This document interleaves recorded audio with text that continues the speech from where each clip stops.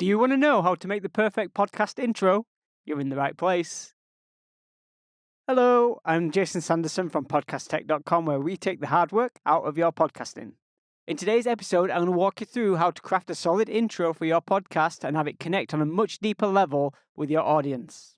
For most people starting out, it's often an underappreciated part of making a show. And for those that have never given much thought about it, it serves as nothing more than a glorified hello. I'm going to be looking at Jordan Harbinger's intros from the Jordan Harbinger Show. Jordan's been at this for over a decade, and I've been with him for the majority of that journey. And on that show, we've just about tested everything out there. So it's a really good example. The main goal of Jordan's show is to help people build better connections with one another. We should be taking a page from that same book when crafting our intros and outros and have them connect with our audience. It's actually a true testament to Jordan that he reaches 11 million people per month and is constantly in the top 50 of podcasts throughout the world. That means that this kind of connection building is definitely working. And we'd be falling short on ourselves if we didn't apply that same kind of human behavioral analysis to how we open and close a show. So I'd say this is really important. Connecting with your audience means that the listener will take away real lessons learned and grasp a deeper understanding of the topics, which means that they're going to come back time and time again looking for that same kind of value. There you go, that's an award-winning show. But that value doesn't start where the interview starts. That value starts with a well-crafted intro. A good way to think about this is like a point system. Every time your listener takes away something of value, you get a point and they will keep listening. And then every time you ask something of them, like a call to action, you're turning them off. You have to snap them out of the thought process and they go somewhere else in the mind. So you're losing them and you're losing a point. So be very, very careful about where you position things and so that your structure holds retention. So let's have a listen to what's going on with Jordan's intros. Coming up next on the Jordan Harbinger Show. It's like active listening, right? Where you say, okay, this is what I hear you saying. Am I getting you? Do I really understand you? So as you can hear, we've got some kind of teaser at the beginning. In this case, it's like 30 seconds or a minute of quality, valuable content that's from within the episode, something that the listener's going to get some kind of value from. In this case, you can hear at the very beginning, Jordan says... Coming up next on the Jordan Harbinger Show. I've noticed some podcasts, they'll start with that teaser without that coming up on the show motif and just dive straight into the clip. I'll tell you why I don't think that's the best thing in my opinion. People are left wondering, oh, did I miss the start? Where's the beginning of the show? Have I missed something? Like, am I in the middle of the show? Is the player broken? Do I need to press play again from the start? If you're going to have a teaser, preempt it with a coming up on the show motif. It can be a pre-recorded thing to make your life easier, but give your listeners some kind of warning. Remember, distractions are like deducting a point. So after the teaser, we've got something that's a little bit more like an intro. It's one thing that's tearing America apart right now. Welcome to the show. I'm Jordan Harbinger. On the Jordan Harbinger Show, we know who the host is and we know what the show is called. A lot of people miss that, you know? On the Jordan Harbinger Show, we decode the stories, secrets, and skills of the world's most fascinating people. Within the first few seconds of the intro, you know exactly what the show's prime mission is. We have in-depth conversations with people at the top of their game, astronauts and entrepreneurs, spies and psychologists, even the occasional journalist turned poker champion, drug trafficker, or economic hitman. You know the exact kind of guests that he has on. You know exactly what you're going to be listening to. Each episode turns our guests' wisdom into practical advice that you can use to build a deeper understanding of how the world works and become a better critical thinker. Jordan also mentions that you're going to get some kind of actionable takeaway. It gives the audience a perfect example of why they should be sticking around. They're going to take something away from it. If you're new to the show or you're looking for a handy way to tell your friends about the show, we've got these episode starter packs, which I recommend, of course. These are collections of top episodes organized by topic that'll help new listeners get a taste of everything we do here on the show. I quite like this idea. I don't see many people doing it either. It is a call to action, so realistically it is a distraction. But the good thing is basically offering something of value by giving it away for free. It gives a good starter pack for anyone that's new that wants to jump into the show. I think this is a fantastic idea. More people need to do this. Just visit jordanharbinger.com/start And they know where to go to get it. to get started or to help somebody else get started. And you can find these on Spotify as well, aside from the website. Up until now, it's been more like, what is the show? Who is the host? What is the kind of content that they're going to get? And what kind of things the audience going to walk away with having invested the time? Now we're going to go into what today's episode is actually about. Today, people have been manipulated to think beliefs needn't change in response to evidence, making us more susceptible to conspiracy theories, science denial, extremism of all kinds. Motivated reasoning, preconceived beliefs, agenda, and other cognitive biases are always at play here. Now, in today's world, closed-mindedness can get rebranded almost as a virtue when you're not supposed to question something. But just as physical health is not personal because we live in herds, cognitive health is also subject to these same demands. Many ideologies, especially rigid ones, weaken our mental immune system, and today we'll be talking about a prospective antidote to this and how to strengthen our mental immune systems so bad ideas and ideologies are slower to take root.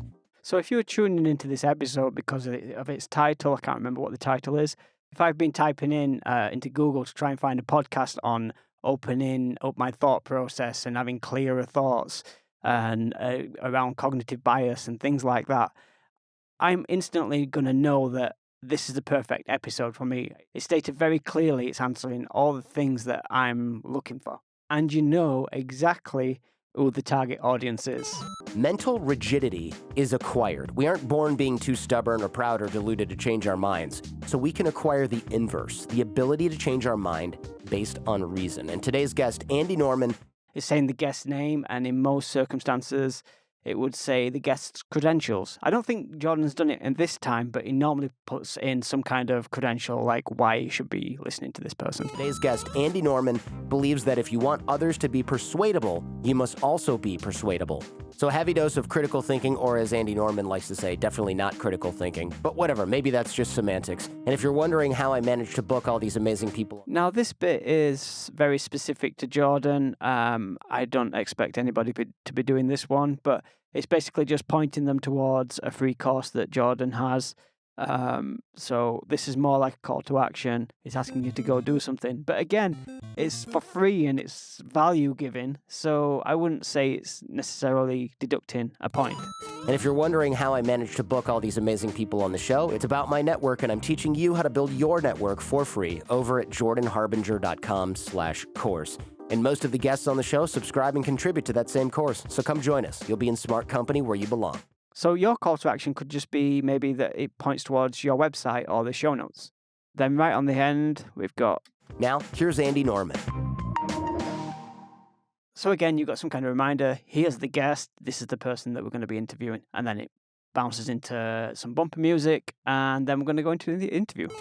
So right there, we've got about 10 value points, all squeezed into the first few minutes of a show. And we've done that with hardly asking anything from our audience. There's zero distractions, if any.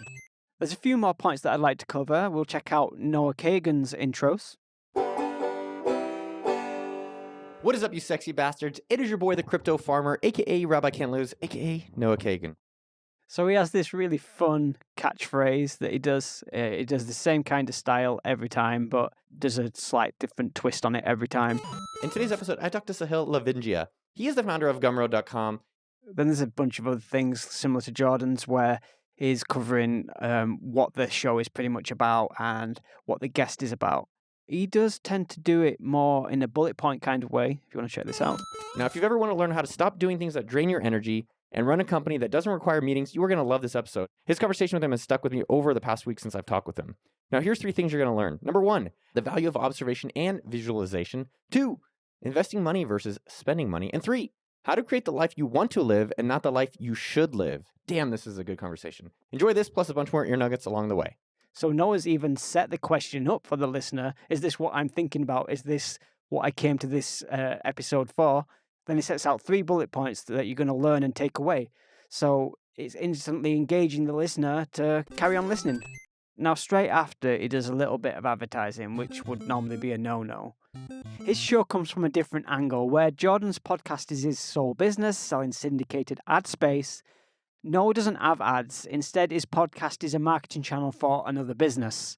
So he needs to somehow advertise what he's got to say without it sounding too selly. The key here is to make it sound fun. Are we losing a point for shilling something, or is it in tune with our audience?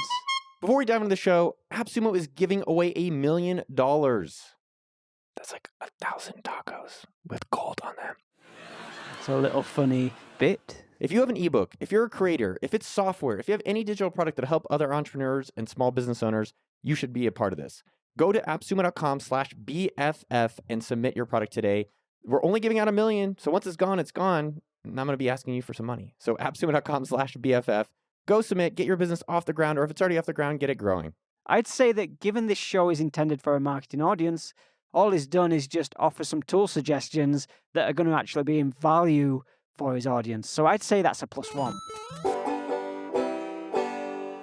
Have you been in like back-to-back meetings or what? And then we've got some bumper music and into the interview. Perfect. So to summarize, your listeners need to feel connected from the word go. They need to find themselves in what you're saying and a solution for the questions that they have. And it needs to all happen and the tone be set from the very first few minutes. Otherwise, what's point sticking around? The best way of doing this is establishing these things. Your audience needs to know exactly who the host is, what is the show, who's the intended audience, and do I fit into that? What is the content going to be like? What are the topics going to be covered? Who is the guest? What are their credentials? What is the audio quality like? We've had that teaser, so we know exactly what the quality of the audio is going to be like. There's going to be no surprises there. And then also, is it part of a series or is it an individual episode? Avoid distractions as much as possible and avoid asking too much of your audience too early on. Remember that golden principle of give before receiving. You should also be having some kind of production value with music bumpers that establish shifts between sections. All these things are going to lead to an easy transition into the content. And if done right, your listeners should be fully engaged and ready to give an hour or so of their listening time towards your show. I know a lot of this stuff sounds really obvious and basic, but you'd be surprised how many people miss the majority of this stuff and get it completely wrong. And you don't have to, because we got that value right here. And if you've gotten value from this video, it's time for me to ask. So give me a like, subscribe, that would be amazing if you would. I'll be making another video shortly about the outros and the ad breaks, so that will tie all this together into making the best structure that you possibly can. So subscribing is going to be the best way not to miss those videos. Share this video with a podcasting friend, and hopefully we at podcasttech.com can help them out with their show. I've been Jason Sanderson from podcasttech.com. What have been your podcasting challenges this week?